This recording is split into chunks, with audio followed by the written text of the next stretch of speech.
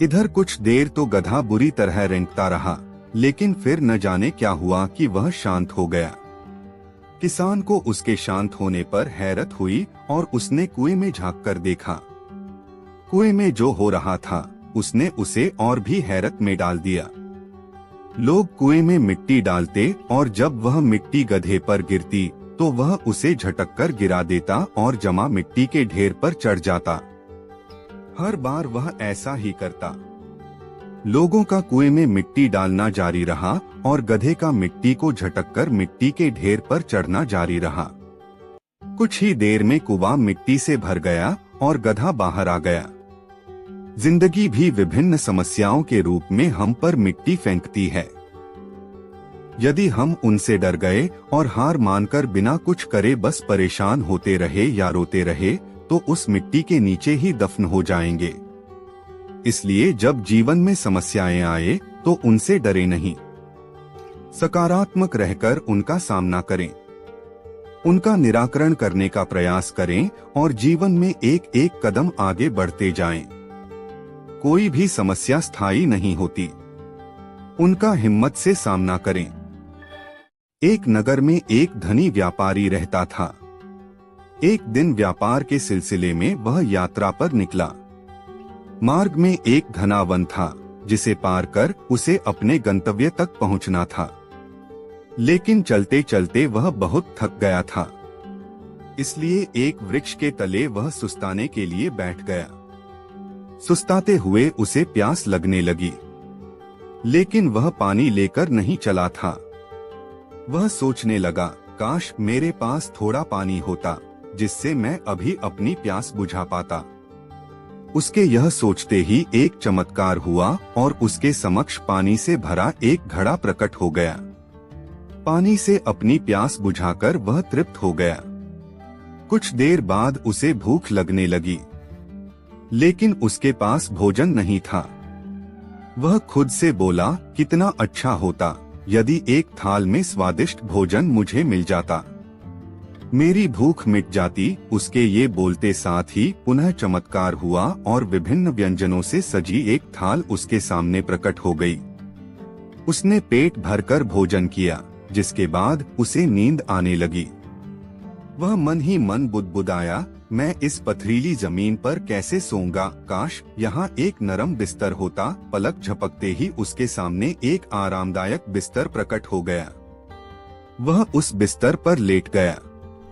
उसे महसूस होने लगा मानो वह स्वर्ग में है, जहाँ एक के बाद एक उसकी समस्त कामनाएं पूर्ण होती जा रही है।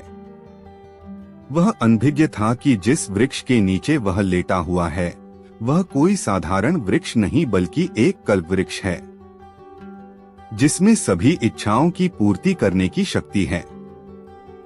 बिस्तर पर लेटे लेटे उसके अचानक दिमाग में ख्याल आया कि वह वन तो कई प्रकार के जंगली जानवरों से भरा हुआ होगा जो किसी भी क्षण वहां आ सकते हैं। ऐसे में तो वह खुद की रक्षा भी नहीं कर पाएगा। जैसे ही उसके दिमाग में ये विचार आया, कहीं से एक खूंखार शेर वहां आ गया।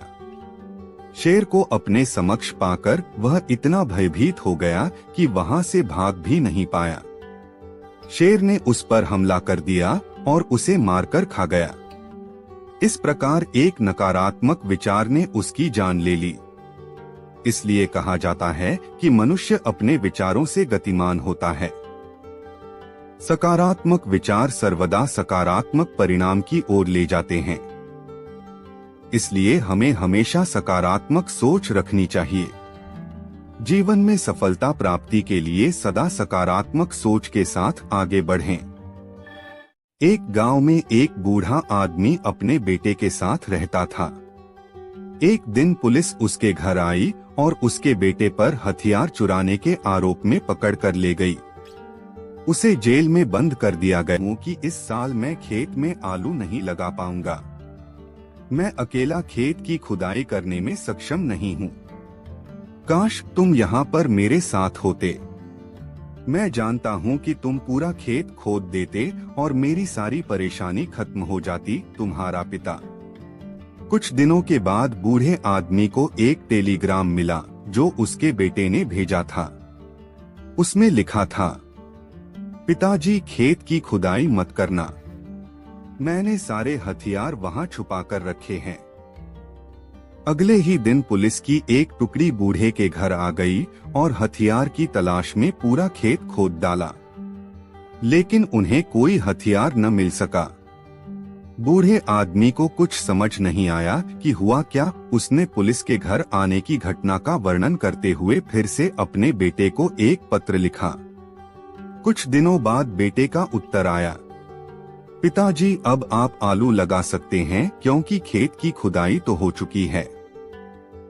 जेल से मैं बस इतना ही कर सकता था। यदि आपने किसी कार्य को करने का दृढ़ निश्चय कर लिया है तो कोई न कोई मार्ग अवश्य निकल आएगा। एक गरीब किसान को उसके एक मित्र ने कुछ बीज दिए और उसे बताया कि ये बीज बांस के पेड़ की उस प्रजाति के हैं जो चीन में पाए जाते हैं। इन पेड़ों की ऊंचाई 90 फीट तक होती है। किसान ने वे बीज अपने मित्र से ले लिए और उन्हें अपने खेत में बो दिए। उसे आशा थी कि जिस दिन वे बांस के ऊंचे पेड़ बन जाएंगे, उन बांसों को बेचकर उसे अच्छी आमदनी होगी और उसका परिवार एक अच्छा जीवन जी पाएगा। वह उन बीजों को पानी देता, दिन भर उनकी देखभाल करता और रात में भगवान से प्रार्थना करता कि उसके सपने पूरे हो जाए और उसे इन बीजों से 100% परिणाम मिले। वह रोज अपने खेत में जाकर देखता कि बीज अंकुरित हुए हैं या नहीं, लेकिन उसे उनमें कोई भी परिवर्तन दिखाई नहीं पड़ता। इसी तरह 1 वर्ष बीत गया, लेकिन उन बीजों से अंकुर नहीं फूटे। अन्य बीज सामान्यतः 1 सप्ताह में अंकुरित हो जाते थे और कुछ महीनों में ही फसल आ जाती थी। उस फसल के द्वारा ही किसान के परिवार का भरण पोषण होता था। किसान सोचा करता कि इस तरह आज तो उसका गुजारा चल सकता है, लेकिन उसके सपने पूरे नहीं हो सकते और न ही उसका भविष्य संवर सकता। बांस के पेड़ों की बदौलत वह अपने सुनहरे भविष्य के सपने देखने लगा, लेकिन समय बीतने के बाद भी वे बीज अंकुरित नहीं हुए और किसान को अपने सपने और आशाएं टूटती हुई नजर आने लगी। उसके मन में शंका उत्पन्न होने लगी कि कहीं वे बीज सड़ तो नहीं गए हैं। 1 वर्ष और बीता, लेकिन बीज अंकुरित नहीं हुए। दूसरे किसान और गांव वाले उसका मजाक उड़ाने लगे कि वह उन बेकार के बीजों पर अपना समय और परिश्रम व्यर्थ गवा रहा है। सबके ताने सुनकर किसान विचलित होने लगा। उसने मन में यह भय समाने लगा कि कहीं सचमुच ही वह अपना समय और परिश्रम ऐसे कार्य में तो नहीं लगा रहा जिससे उसे कोई प्रतिफल नहीं मिलने वाला है। 1 साल और बीत गया, लेकिन बीजों के अंकुरित होने के कोई चिन्ह दिखाई नहीं पड़े। लोगों ने किसान का मजाक उड़ाना जारी रखा, लेकिन किसान ने आंशिक भय के बाद भी अपने मन में छोटी सी आस बांध कर रखी थी। इसलिए उसने लोगों की बातों को दरकिनार कर उन बीजों की देखभाल करना जारी रखा। ऋतुएं बीतती गई और किसान एक चमत्कार की उम्मीद में बीजों को रोज पानी देता रहा और उनकी देखभाल का श्रम का फल उसे अवश्य देंगे। 5 वर्ष बीत जाने के बाद अचानक एक सुबह गांव के लोगों को उस किसान के चिल्लाने की आवाज सुनाई पड़ी। वे सभी अपने घरों से बाहर निकल आए। उन्होंने देखा कि वह किसान अपने खेत के सामने खड़ा होकर खुशी से चिल्ला रहा है। पास जाकर देखने पर सभी गांव वालों की आंखें फटी की फटी रह गई। किसान के खेत में बांस के बीज अंकुरित हो गए थे। किसान की खुशी की कोई सीमा नहीं थी। 5 साल बाद उसकी मेहनत सफल हुई थी। वह खेत गांव वालों के आकर्षण का केंद्र बन गया। बांस के पेड़ तेजी से बढ़ रहे थे। 5 feet, 10 feet, 20 feet, 50 feet, 70 feet, 80 feet और 90 फीट। 5 सालों से खाली पड़ा किसान का खेत मात्र 5 सप्ताह में 90 फीट बांस के पेड़ों से भर गया। इस चमत्कार को देखकर सभी दंग थे। उधर किसान खुशी से फूला नहीं समा रहा था। वे बांस के पेड़ न केवल उसके परिवार का बल्कि उसकी कई पीढ़ियों का भरण पोषण करने वाले थे। वह रह रहकर भगवान का धन्यवाद कर रहा था। उसे यह भी समझ आ गया था कि जो सीख उसे मिली है वह अमूल्य है। उसने सपनों का बीज बोने और उसे यथार्थ में परिणत करने के लिए रोज उसका पोषण और देखभाल करने की सीख मिल गई थी। उसने लोगों की नकारात्मक बातों पर ध्यान न देने का पाठ भी पढ़ लिया था। उसने अपने भय और शंकाओं से परे हटकर अनवरत परिश्रम करने का महत्व समझ लिया था। साथ ही भगवान पर उसका विश्वास और अटल हो गया था। किसान ने पूरे गांव के सामने एक उदाहरण प्रस्तुत कर दिया, जिसके बाद गांव के अन्य किसान भी अपने खेतों में बांस का पेड़ उगाने लगे और धैर्य से हर दिन उसकी देखभाल करने लगे। खुद पर विश्वास रखें, धैर्य से परिश्रम करते रहे, सफलता अवश्य प्राप्त होगी। एक समय की बात है, स्कॉटलैंड में रॉबर्ट ब्रूस नाम का एक राजा राज करता था। उसके राज्य में खुशहाली और शांति थी। प्रजा उसका बहुत सम्मान करती थी। एक बार इंग्लैंड के राजा ने स्कॉटलैंड पर आक्रमण कर दिया। दोनों राज्यों के मध्य घमासान युद्ध हुआ। उस युद्ध में राजा ब्रूस उस युद्ध में भी उसे पराजय का मुंह देखना पड़ा। राजा ब्रूस ने 14 बार इंग्लैंड पर आक्रमण किया, किंतु अपना राज्य वापस प्राप्त करने में असमर्थ रहा। 14वें युद्ध में पराजय के बाद उसके सैनिकों और प्रजा का उस पर से विश्वास उठ गया। वह बुरी तरह टूट गया और भागकर एक पहाड़ी पर चला गया। थका, हताश और उदास वह सोच रहा था कि अब वह कभी अपना राज्य वापस प्राप्त नहीं कर पाएगा। तभी उसकी दृष्टि एक मकड़ी पर पड़ी, जो एक पेड़ के ऊपर जाला बनाने का प्रयास कर रही थी। वह पेड़ के तने से चढ़कर ऊपर पहुंचती और जाला बनाने का प्रयास करती, लेकिन गिर पड़ती। किंतु वह फिर उठती और फिर पेड़ पर चढ़ने लगती। राजा ब्रूस मकड़ी को ध्यान से देखने लगा। 20 बार मकड़ी गिर चुकी थी, कभी पेड़ पर चढ़ते हुए तो कभी ऊपर जाला बनाते हुए। वह सोचने लगा कि अब तो मकड़ी के किए पेड़ के ऊपर जाला बनाना असंभव है। शायद अब वह पेड़ पर चढ़ने का प्रयास छोड़ देगी। किंतु ऐसा नहीं हुआ। मकड़ी पुनः उठी और पेड़ पर चढ़ने लगी। इस बार वह नहीं गिरी और ऊपर पहुंचकर जाले का निर्माण पूर्ण कर लिया। यह देखकर राजा ब्रूस चिल्ला उठा, मुझे तो मात्र 14 बार असफलता का सामना करना पड़ा है, अभी तो 7 अवसर शेष है। उसने अपने सैनिकों को फिर से एकत्रित किया। उसके आत्मविश्वास को देखकर सैनिकों और प्रजा का भी उस पर विश्वास जागृत हो गया। इस बार राजा ब्रूस इंग्लैंड से इस तरह लड़ा कि इंग्लैंड को मुंह की खानी पड़ी। किसी भी कार्य में 1 या 2 बार असफल हो जाने पर हमें निराश होकर प्रयास करना नहीं छोड़ देना चाहिए। प्रयास करना छोड़ देना ही वास्तविक असफलता है। निरंतर प्रयास से कठिन लक्ष्य भी प्राप्त किया जा सकता है। इसलिए हार माने बिना लक्ष्य प्राप्ति के लिए डटे रहें। बहुत समय पहले की बात है। एक छोटे से गांव में एक महान ज्ञानी व्यक्ति रहते थे। उनकी विद्वता और बुद्धिमानी के कारण लोग उन्हें बहुत सम्मान देते थे। एक दिन एक युवा लड़का गांव में आया और उसने ज्ञानी से मिलने का निर्णय लिया। उसने सुन रखा था कि ज्ञानी के पास हर सवाल का जवाब होता है।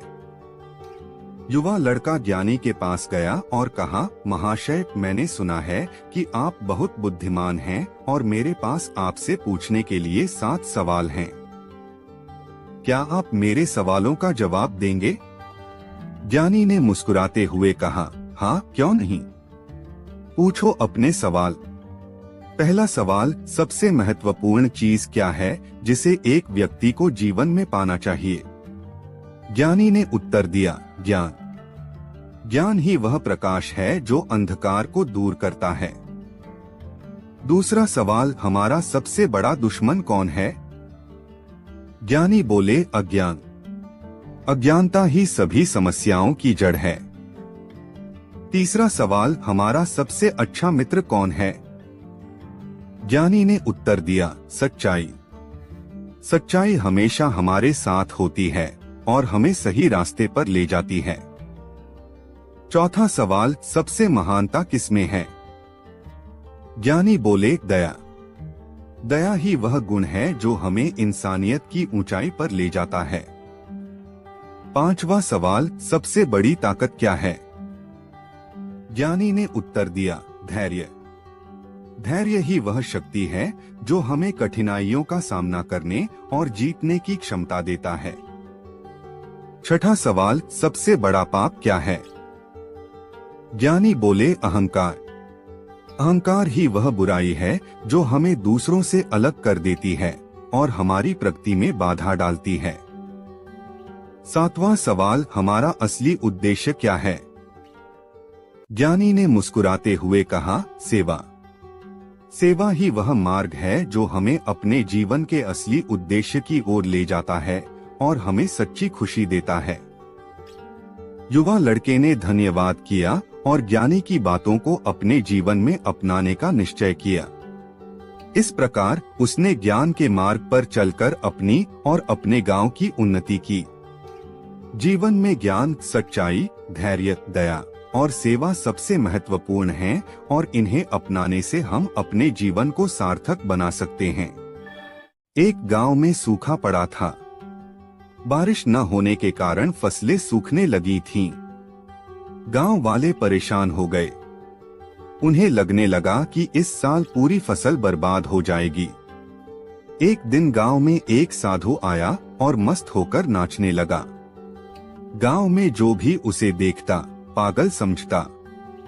धीरे धीरे पूरे गांव में उस पागल साधु की खबर फैल गई। लोग उसके आसपास इकट्ठा हो गए और उसका मजाक भी उड़ाने लगे। तभी अचानक बादल घुमड़ने लगे और जोरों की बारिश शुरू हो गई। साधु ने नाचना बंद कर दिया। गांव वालों के आश्चर्य की कोई सीमा नहीं रही।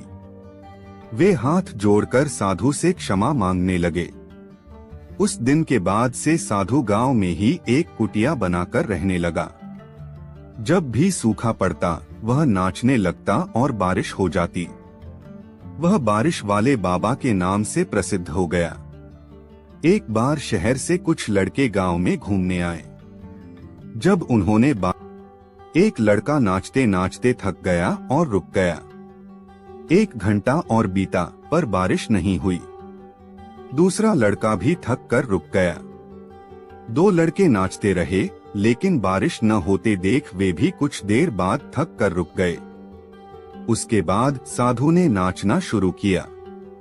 1 घंटा बीत गया, बारिश नहीं हुई पर साधु नाचता रहा। 2 घंटे बीत गए, बारिश नहीं हुई पर साधु नाचता रहा। साधु को नाचते नाचते शाम हो गई। चारों लड़के सोचने लगे कि ये साधु तो व्यर्थ ही नाच रहा है। तभी अचानक बारिश शुरू हो गई। साधु ने नाचना बंद किया पर गांव वाले झूम उठे। चारों लड़के साधु से पूछने लगे, बाबा आपने ये चमत्कार कैसे किया? साधु ने कहा, मैं इस विश्वास के साथ नाचना शुरू करता हूँ कि बारिश जरूर होगी और तब तक नाचता रहता हूँ जब तक बारिश नहीं हो जाती। इसलिए मैं जब भी नाचता हूँ बारिश जरूर होती है। साधु की इस बात में जीवन की एक बहुत बड़ी सीख छुपी हुई है। किसी भी काम में सफल होना है तो उसे पूरा करने के दृढ़ निश्चय के साथ काम शुरू करें और उसके बाद रुके नहीं। उतार चढ़ाव आएंगे लेकिन अपने निश्चय से डिगे नहीं। अनवरत काम करते रहें, काम में सफलता अवश्य मिलेगी। नदी पार घने जंगलों में एक साधु आश्रम बनाकर रहता था। वह पानी पर चलने की सिद्धि प्राप्त करने का यत्न कर रहा था। इसलिए प्रतिदिन सुबह से शाम तक तपस्या में लीन रहता। गांव में रहने वाला एक दूधवाला रोज एक छोटे मटके में दूध भरकर उसे पहुंचा आता। साधु अन्न ग्रहण नहीं करता था, वह केवल दूध का सेवन करता था। साधु को दूध पहुंचाने दूधवाले को रोज नदी पार करनी पड़ती थी। वह रोज नियत समय पर आश्रम पहुंच जाता था। एक बार उसे किसी काम से दूसरे गांव जाना पड़ा। उसने अपनी बेटी को साधु को दूध पहुंचाने की जिम्मेदारी सौंप दी। लड़की एक दिन साधु को दूध पहुंचा आई। अगले दिन तेज बारिश हो रही थी। जब वह दूध लेकर जाने को हुई तो उसकी माँ ने उसे ये कहते हुए रोक दिया कि ऐसी घनघोर बरसात में नदी पार करना ठीक नहीं। लड़की नहीं गई। बारिश थमी तब तक शाम हो चुकी थी। वह दूध लेकर साधु के आश्रम पहुंची। उसने देर से आने के लिए साधु से क्षमा मांगी। तब साधु ने उसे एक मंत्र देकर कहा, इस मंत्र के द्वारा वह पानी पर चलकर उसके पास आ सकती है। साधु इस मंत्र को कई दिनों से स्वयं आजमाना चाहता था, किंतु उसे मंत्र पर पूरा विश्वास नहीं था। लड़की ने मंत्र लिया और चली गई। उस रात मूसलाधार बारिश हुई और नदी उफान पर आ गई। अगले दिन लड़की की मां ने उसे फिर जाने से रोका। तब लड़की ने साधु के दिए मंत्र के बारे में उन्हें बताया। उस दिन मंत्र का जाप करते हुए उसने नदी पार कर ली। साधु के पास जब वह पहुंची तो उन्हें धन्यवाद देकर बोली, गुरुदेव, आपके मंत्र द्वारा आज मैं नदी पर चलकर सही समय पर आपके पास पहुंच सकी। आपका धन्यवाद। साधु चकित रह गया। उसे विश्वास ही नहीं था कि मंत्र काम कर जाएगा। वह लड़की के पीछे पीछे आश्रम से बाहर आया। उसने नदी किनारे खड़े होकर देखा कि लड़की पानी पर चलते हुए जा रही है। वह खुश हो गया कि वर्षों से पानी पर चलने की सिद्धि प्राप्त करने का उसका मनोरथ पूरा हो गया। मंत्र जपते हुए उसने नदी के पानी में पैर रखा, फिर खींच लिया। उसे पानी में उतरते डर लगा कि यदि मंत्र ने काम न किया तो क्या होगा।